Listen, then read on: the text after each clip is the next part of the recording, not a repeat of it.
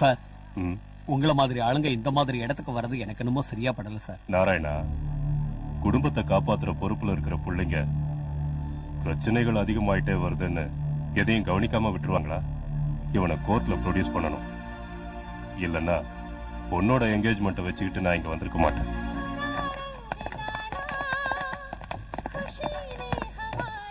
பேசும்போது எச்சில் பட்டாலே காசு வாங்குற ஆளு நானு. அதுல என் கூட படுத்துட்டு போனா நான் சும்மா விட்டுவேனா? காசை கொடுறா. ஓஹோ, என்ன இன்ஸ்பெக்டர் ஐயா, இன்னைக்காவது மனசு மாறிடுச்சா? சேத்துல நீந்தறது எருமைங்க தான், மனுஷங்க இல்ல. புடவை ஜருகைய பார்த்ததும் தடவர நிறைய ஆம்பளைங்களை நான் பாத்துட்டேன். ஆனா உங்களை மட்டும் என் பக்கம் எடுக்க முடியல. அழகுங்கிற இனிப்ப கடவுள் முன்னாடி வச்சா பிரசாதம் ஆகாது. அதையே மார்க்கெட்ல வச்சா ஈக்கள் மொய்க்கும். சந்தையில ஸ்வீட் சாப்பிடுற பழக்கம் எனக்கு இல்ல. என் உடம்பு தொட்டவங்க நிறைய பேர் இருக்காங்க. ஆனா என் மனசை தொட்டது நீங்க ஒருத்தர் தான். என்னைக்காவது ஒரு நாள் உங்களுக்கு உதவி செய்ய முடிஞ்சதுன்னா நான் பிறந்ததுக்கு அர்த்தம் இருக்குன்னு நினைச்சுக்கிறேன்.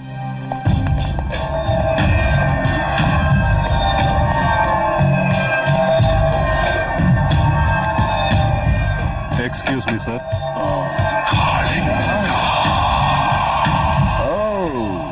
இன்ஸ்பெக்டர், என்ன அங்கே நின்னுட்டீங்க? ஆடாடா, நீங்க எல்லாம் இங்க இருந்தீங்கன்னா சாரு பேச மாட்டாரு. போங்க போங்க போங்க. என்ன சீனியர் ஆபீசர் முன்னாடி சல்யூட் அடிக்க மறந்துட்டீங்களா?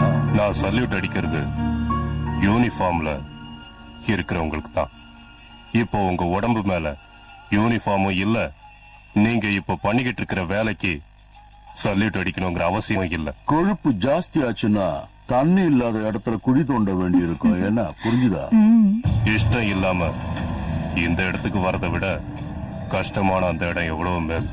உனக்கு டிபார்ட்மெண்ட் சப்போர்ட் இருக்குன்னு ரொம்ப ஆடிக்கிட்டு இருக்க. சப்போர்ட்ட நான் உருவாக்கல, சம்பாதிச்சிருக்கேன். நாகப்பனை கோர்ட்ல ப்ரொடியூஸ் பண்ணணும். அதுக்கு இந்த ஃபைல்ல உங்க சிக்னேச்சர் வாங்கிட்டு போலான்னு வந்தேன்.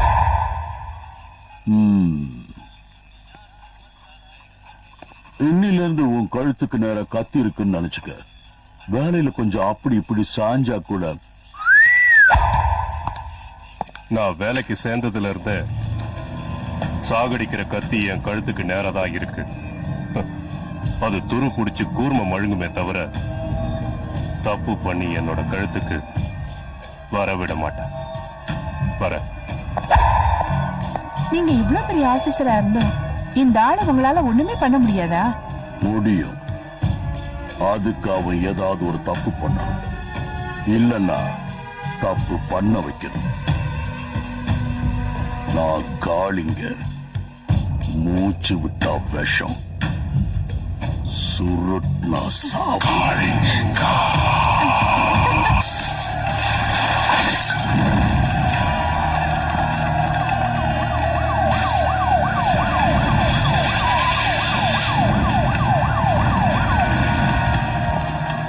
Constable, yes sir. Block that road on this side. Okay sir. Hey, 204. இங்க வா என் கூட. பாப்பா, உன் வீடு எங்கம்மா? அண்ணா நகர். ஓ, வா நான் டிராப் பண்றேன்.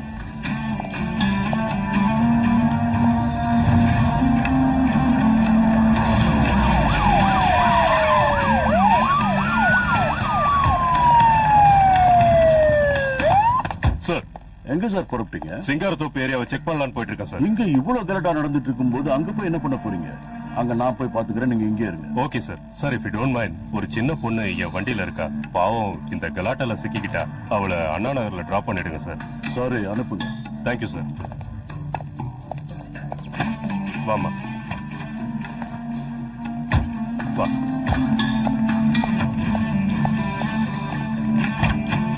உட்காருங்க சார். அலர்ட்டா இருங்க.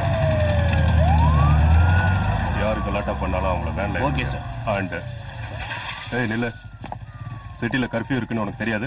எங்க கிளம்பிட்டீங்க? அது துர்கா டெல்லி கிளம்பிட்டா. டிரான்ஸ்போர்டேஷன் எதுவுமே இல்ல, ஸ்டேஷன்ல டிராப் பண்றதுக்காக போயிட்டு இருக்கப்பா. இன்னைக்குன்னு பார்த்தாமா நீ கிளம்பணும். சரி சரி, போயிட்டு வாங்க. வரேன் மாமா. ஜாக்கிரதையா போமா. போய் சேர்ந்த உடனே எனக்கு ஃபோன் பண்ணணும். வரேப்பா. பாய். சதீஷ் ஏன்டா இங்க உட்காந்துருக்க? என் தங்கச்சி காலைல இருந்து காணோம். ஊர் ஃபுல்லா கலாட்டாவா இருக்கு. எங்க போனானே தெரியல. அவளை எங்க தேடியும் கிடைக்கல. நீ ஒண்ணும் கவலைப்படாத, அவளுக்கு எதுவும் ஆயிருக்காது. தேடி பார்க்கலாம் வா. சரி.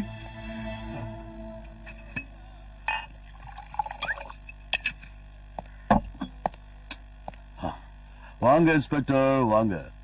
பாவம், காலையில இருந்து கலாட்டாவுனால டயர்டா இருப்பீங்க. ஒரு பெக் அடிக்கிறீங்களா? எனக்கு வேர்வை சிந்தி தான் பழக்கம். உட்காந்து சாப்பிடுற பழக்கத்தை எங்க அப்பா எனக்கு சொல்லி கொடுக்கல. அதனால இது எதுவும் எனக்கு தேவையில்லை. மத்தியானம் 3 மணில இருந்து சிட்டி கண்ட்ரோல்ல இருக்கு. கர்ஃபியூ ரிலாக்ஸ் பண்ணிடலாம். அத உங்ககிட்ட சொல்றதுக்காக தான் வந்தேன். சபாஷ், உங்க கடமை உணர்ச்சிய என் ஸ்டூடெண்ட்ஸுக்கு ட்ரைனிங்ல சொல்லி கொடுப்பேன். ஆனா வேலைக்கு நடுவுல கொஞ்சம் என்ஜாயும் பண்ணணும்.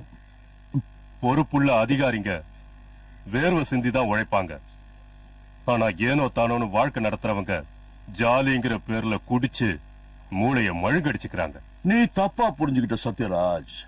குடிச்சா போதை வரும். போதையில இந்த உலகம் ரொம்ப அழகா தெரியும். ஜனங்களுக்கு புத்தி சொல்றதை விட்டுட்டு வாழ்க்கையை அனுபவிக்க கத்துக்க. ஒழுங்கா வேலை செஞ்சா கவர்மெண்ட்ல சம்பளம் கிடைக்கும். கூடவே உடம்புல இருக்கிற கொழுப்பும் கரையும். இந்த மாதிரி குடிச்சுக்கிட்டே இருந்தா கொழுப்போட அளவு ஏறது தெரியாம மூளை மழுங்கித்தான் போகும். என்னையா சொன்ன? இத திருப்பி வீசறதுக்கு எனக்கு 2 நிமிஷம் போதும். ஆனா உனக்கு எனக்கு வித்தியாசம் இருக்காது.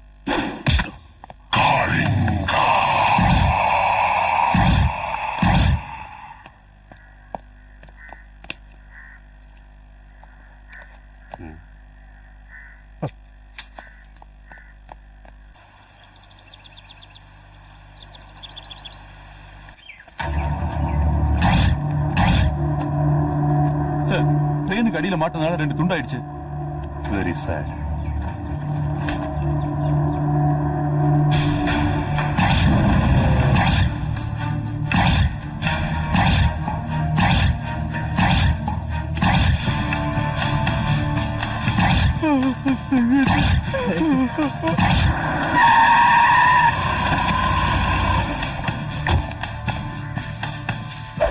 இங்க தானே தூக்கி போட்ட.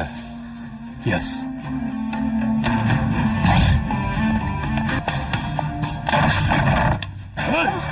சத்யராஜ், குடிகார கபோதி. ஏய் சத்யராஜ், ஒண்ணும் தெரியாத அந்த அப்பாவி குழந்தைய உன் காம வேட்டைக்கு பலியாக்கிட்டேடா. ஏய், ஒரு சீனியர் ஆபீசர் மேல கை வைக்கிறியா? ரொம்ப ராஸ்கல்.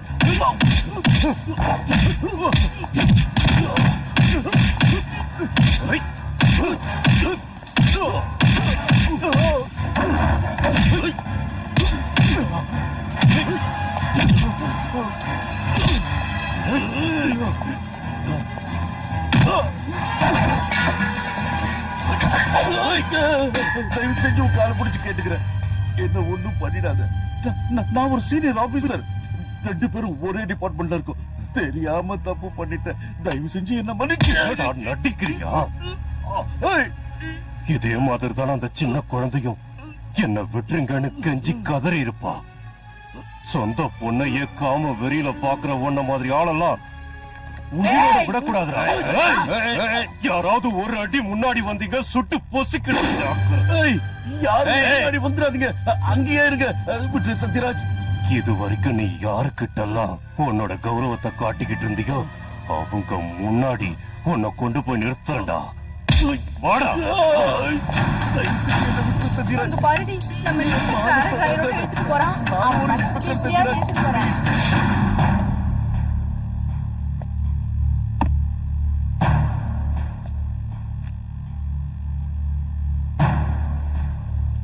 இறந்து போன சவிதாவின் உடலில் அவளது கர்ப்பப்பை இல்லாத காரணத்தினால் அவளிடம் டிஎஸ்பி காளிங்கன் பாலியல் முயற்சி செய்தார் என்ற குற்றச்சாட்டு நிரூபிக்கப்படவில்லை. தவிர சவிதாவின் கொலையை டிஎஸ்பி காளிங்கன் தான் செய்தார் என்பதற்கு ஆதாரங்களாகவோ சாட்சிகளாகவோ தடயங்களாகவோ எதுவும் இல்லை. ஆகவே டிஎஸ்பி காளிங்கனை நிரபராதி என்று கூறி இந்த நீதிமன்றம் விடுதலை செய்கிறது.